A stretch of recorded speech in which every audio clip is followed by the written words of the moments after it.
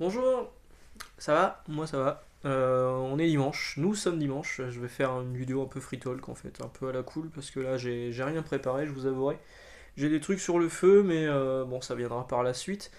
Et là aujourd'hui, je pensais parler un petit peu de Last of Us, mais je pense que j'ai pas assez avancé pour en parler.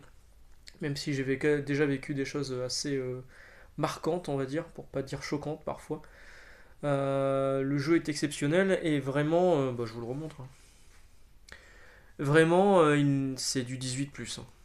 Bon, alors les clients que parfois en magasin qui achètent un GTA 5 pour leur gamin qui a 10 ans et qui disent oui mais il les joue c'est son cousin. Alors que c'est du 18+, et que toi dans ta tête t'as envie de leur répondre, vous savez que si vous allez au pute dans le jeu c'est pour regagner de la vie. C'est hallucinant et ça c'est vraiment pas à confier à quelqu'un de moins de 18 ans quoi. Enfin quelqu'un, il y a parfois des gens de 16 ans qui sont assez matures pour comprendre. Moi j'ai commencé à regarder des films d'horreur assez tôt. J'ai une scène de Evil Dead quand elle sort de la cave là où j'avais fait un bond de 15 mètres et je devais avoir 8 ans quoi. C'était un truc de fou. Mais ouais c'est très... En fait le jeu j'ai l'impression que c'est ce que devrait être Walking Dead en série télé actuellement. Il y a eu des très bonnes scènes sur Walking Dead, hein, sur la série télé, la scène de la grange, la scène de Negan, mais maintenant c'est plus aussi bien qu'avant. Malheureusement. C'est-à-dire qu'il y a un moment, la série télé était aussi bonne que le comics, maintenant le comics était clairement meilleur. Tiens d'ailleurs, le comics revient avec un one-shot sur Negan. Je me demande comment ça sera publié du coup en France chez Delcourt. Je vois pas trop comment ils vont pouvoir faire si c'est que 24 à 48 pages. Bon, on verra. Mais oui, voilà, on va pas continuer à digresser. Last of Us 2, pour l'instant, c'est très très bien. Il n'y a pas de raison que ce soit pas aussi bien sur la suite, mais pour l'instant, c'est vraiment très très bien. Par contre, j'ai une PS4 Day One qui m'a jamais posé de problème et elle a jamais autant soufflé que là. On sent que la console elle est au bout de sa vie et que j'ai vraiment l'impression que ça c'est mon premier jeu PS5 en fait, hein. Vu qu'il sera compatible PS5, ça a été annoncé par Sony.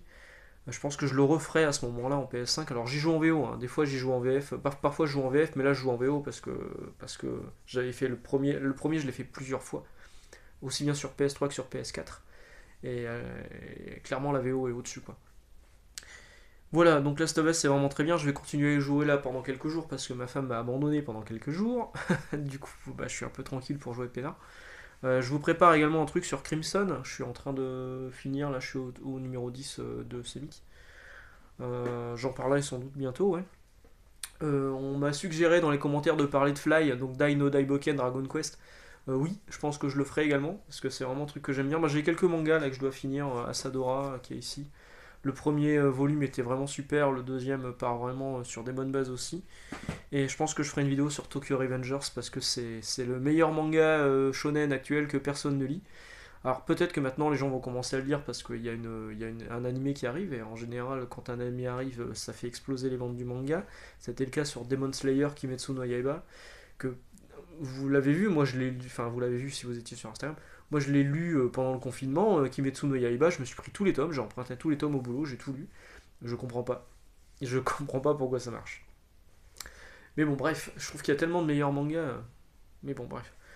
Voilà, on approche tout doucement des 1000 abonnés. C'est cool, je suis plutôt content, merci, parce que je m'attendais vraiment pas à ce que ça marche aussi vite. Bah alors là ça a ralenti, hein.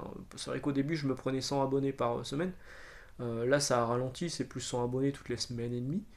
Je cours pas après les abonnés, hein, bien évidemment, mais évidemment, plus vous êtes nombreux, mieux c'est, hein, ne serait-ce que pour en discuter, parce que sur les commentaires, il y a quand même beaucoup de gens qui rajoutent des choses, parce qu'il m'arrive souvent de dire des conneries.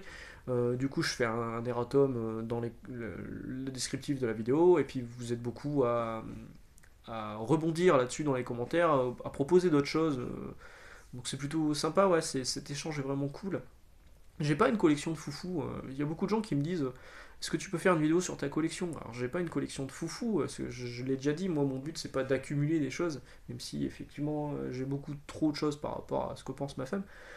Mais le but c'est d'avoir une collection qui me plaît et une collection qui pour moi est qualitative et pas juste acheter pour acheter quoi.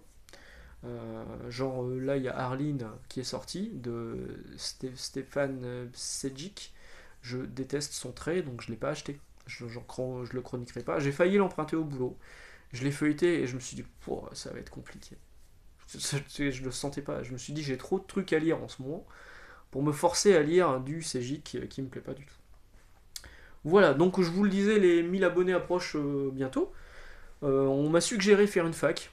Alors pourquoi pas faire une fac? Dans ce cas-là, allons-y. Si vous avez des questions à me poser, enfin je sais pas en fait, je suis personne du coup. Si vous avez des questions à poser, allez-y, posez-les moi dans les commentaires ici, j'y répondrai pendant la fac, on fera une fac des 1000 abonnés. Et bah, je ferai un concours. Alors j'ai plusieurs trucs à faire gagner, je sais pas trop lequel. J'ai opté pour celui-là. Chandra, dites-moi si ça vous convient. Donc Chandra chez iComics, c'est tiré de Magic the Gathering.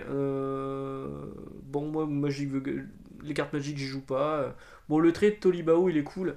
Je pense que je vous ferai gagner ça, si jamais ça vous intéresse. Il y aura un concours donc pour la fac des 1000 abonnés qui arrivera ben, quand elle arrivera, hein, peut-être la semaine prochaine, peut-être dans 2 semaines. Au rythme où ça va, ça sera peut-être plus dans 2 semaines. On verra, on verra.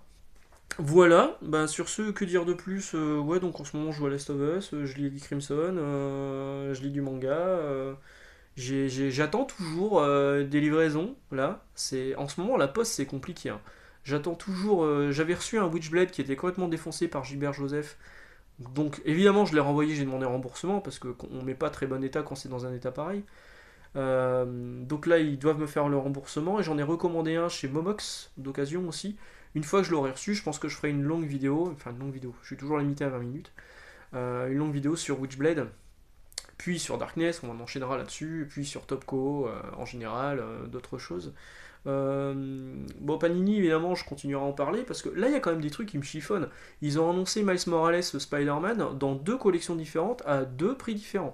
C'est-à-dire ça apparaîtra en Young Adult, qui est donc une traduction littérale de ce de ce qui a été fait aux États-Unis. Il y a une collection pour les jeunes adultes où vous avez Miles Morales à l'intérieur. Et donc Panini va le sortir tel quel à 9,95€ fin septembre. Sauf que début septembre, ils sortent une version must-have, qui là sera en couverture dure, à 15 balles. Alors a priori, même couverture, même descriptif, même numéro. Dans le même mois, vous allez avoir 2 éditions, une dure, une souple, de la même histoire, à 15 balles et à 10€. Bah, c'est n'importe quoi. Alors évidemment, je les ai interpellés là-dessus, mais évidemment, ils ne répondent pas. Ils ne répondent pas. Et ils ne répondront pas de toute façon. C'est pas dans leur intérêt. Puis, enfin, mais c'est incompréhensible, hein. C'est-à-dire que là, en fait, enfin, je vais finir par bâcher sur Panini. Mais c'est dommage parce que là, je me disais, putain, ils font des efforts. Ils sortent une collection à 15 balles et ils vont sortir une collection à 10 balles. Ouais, mais si c'est les mêmes titres dans les 2 collections, c'est complètement débile. Et ça me fatigue en fait. Ça me fatigue parce que les gens qui viennent te voir en librairie et qui te disent voilà, je voudrais commencer Miles Morales, Spider-Man. On m'a posé la question sur Instagram, je sais plus qui, mais je le salue, qui m'avait dit j'ai vu le jeu débarquer sur PS5, je me suis dit, il faut que je m'intéresse au personnage, mais je sais pas par quoi commencer. Je lui ai dit, bah écoute, il y a la Miles Morales, les premiers épisodes arrivent en septembre chez Panini, à 10 balles et à 15 balles. Maintenant, quelle différence, à part la couverture dure, la couverture souple, je ne sais pas. Donc ça serait bien que Panini communique là-dessus en précisant en plus s'ils vont continuer la collection derrière, s'ils vont faire paraître. Alors a priori non, hein, parce qu'aux États-Unis c'est pas le cas, c'est juste les premiers épisodes et basta. Mais ça serait bien qu'ils continuent du coup à faire à éditer ces épisodes qui sont un bon point d'entrée dans l'univers Marvel. Voilà, ils ont aussi annoncé là qu'ils sortaient l'histoire de Marvel du Marvel Universe en comics là. Je crois que c'est Mark Waid qui a signé ça et que si vous n'avez pas lu House of X Power of X 3, il faut pas le lire, parce que du coup vous allez spoiler sur un truc. Alors c'est pas de leur faute, évidemment, c'est à cause du Covid. Il y a eu un décalage, mais dans ce cas-là, il aurait peut-être fallu décaler ce histoire du Marvel Universe d'1 mois, histoire que le X-Men 3 soit sorti au moment de la parution de celui-ci. Mais bon, on va pas refaire Panini, hein.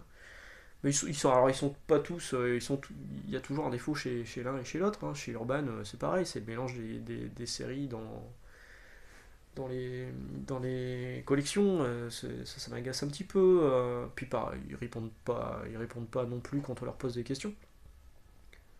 Chez iComics, ils sont nickel. Chez iComics, ça va. Chez Bliss, ça va aussi. J'avais posé une question sur les SP et ils m'ont répondu. Les SP, c'est les services presse, hein, du coup, hein, parce que... oh, j'ai un poil qui dépasse. Parce que jusqu'à présent, les seuls qui envoyaient des services presse, c'était iComics. Je trouvais ça bizarre, en fait, parce que dans les mangas, vous recevez beaucoup de services presse, dans la littérature, vous recevez beaucoup de services presse, ça vous permet de connaître... Alors j'ai vu que dans les mangas, par exemple, il y a une boutique... Moi, je suis de Lille.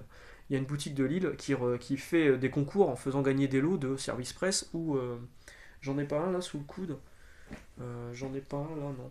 Où vous avez un gros macaron où c'est écrit service presse ne peut être vendu, machin, et la boutique à Lille, elle fait ça en lot, c'est pas des lots, c'est des trucs gratos, et du coup, Kiyun leur sont tombés dessus en disant je vous rappelle que c'est pour que vous puissiez renseigner les clients en ayant lu, en connaissant, pour savoir de quoi vous parlez, et pas pour les faire gagner en lot ou les revendre, quoi.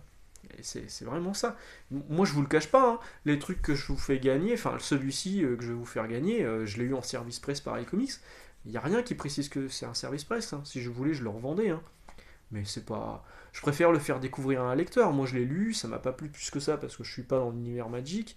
Mais oui, oui, si ça peut plaire à quelqu'un, je vais le faire gagner en concours. Oui, c'est un concours, oui, c'est un lot, mais c'est le même que celui que vous pouvez acheter dans le truc.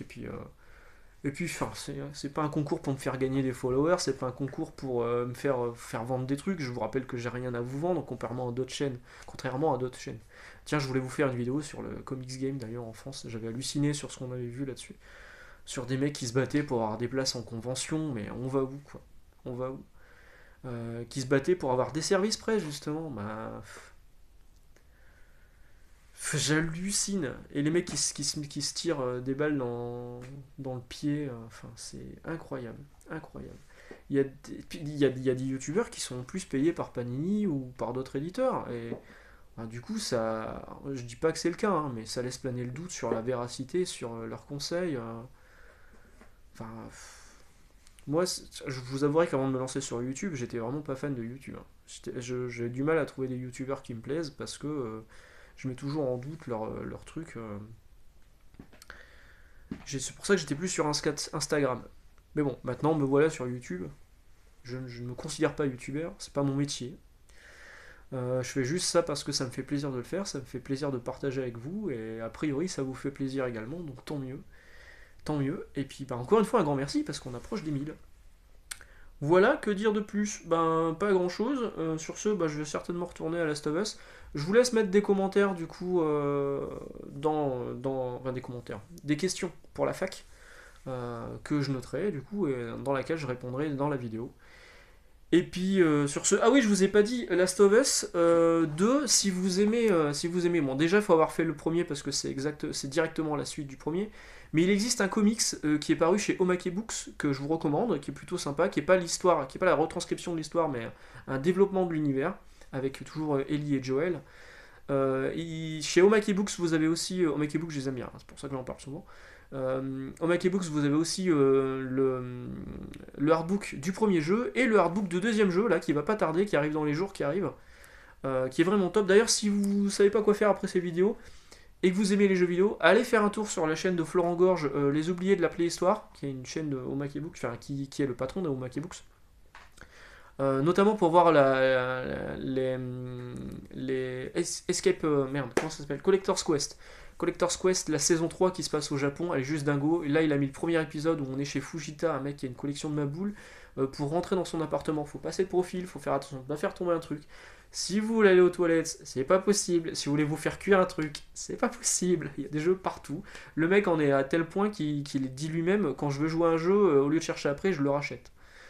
Regardez ça, c'est vraiment cool. Voilà, sur ce, je vous souhaite un bon dimanche. N'hésitez pas donc à laisser des questions dans les commentaires et on se retrouve demain pour une nouvelle semaine sur les comics. Ciao!